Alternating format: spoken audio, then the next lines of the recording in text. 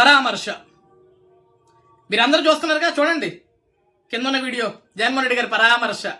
ఇదే విధంగా కూర్చున్నాడు, ఇదే మాదిరిగా. పాపం మధ్యలో మంచినీళ్ళు ఇస్తే మంచినీళ్ళు తాగాడండి, మధ్యలో కామెడీలు కూడా చేశాడండి. జోక్స్. చావింటికి వెళ్ళాడు, సరదాగా నవ్వుతున్నాడు, సరదాగా జోకులు చెప్తున్నాడు, అందరినీ నవ్వేస్తున్నాడు.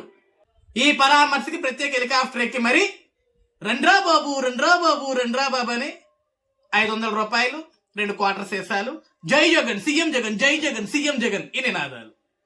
సావింటికి పోయినా సరే జై జగన్ అనిపించాలి, సావింటికి వెళ్ళి పరామర్శించినా సరే సీఎం జగన్ అనిపించాలి. ఇంతే కదా.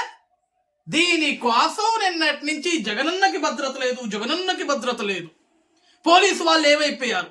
రాష్ట్ర ప్రభుత్వం కుట్ర పన్నింది జగన్మోహన్ రెడ్డి గారి పైన. జగన్మోహన్ రెడ్డి గారికి ఉన్న జరిగితే ఎవడు బాధ్యుడు? ఏం జరుగుద్ది?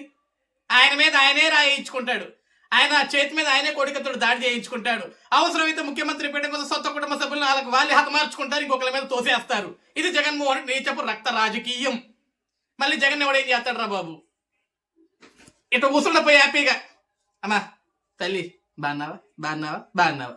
ఇది పరామర్శ. ఆ కుటుంబానికి ₹1 ప్రకటించారా అని నన్ను అడిగితే ఇప్పుడు ఒక్కడని ఒక మాట చెప్పాడా? అంబటి రాంబాబు వస్తాడు, జగన్కి భద్రత ఎక్కడ? ఆంబోతులాగా అరవమంటే అరుస్తావు తప్ప.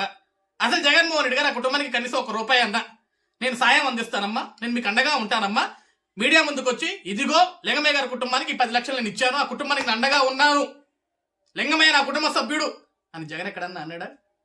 వచ్చాడు, ఆ మీడియా ముందు ఏం మాట్లాడుతున్నప్పటికి వినపడదు. ఆ గోల జై జగన్ సీఎం జగన్, జై జగన్ సీఎం జగన్ ఈ నినాదాలు ఇప్పించుకునేదానికి ₹500, 2 క్వార్టర్ సీసాస్, ప్రత్యేకంగా కార్ వేసుకుని వస్తే ₹2000, 1 బిర్యానీ ప్యాకెట్. దేనికోసం ₹1 కోటి, 2 కోట్ల రూపాయలు ఖర్చు పెట్టారు. ఇది ఒక పరామర్శ.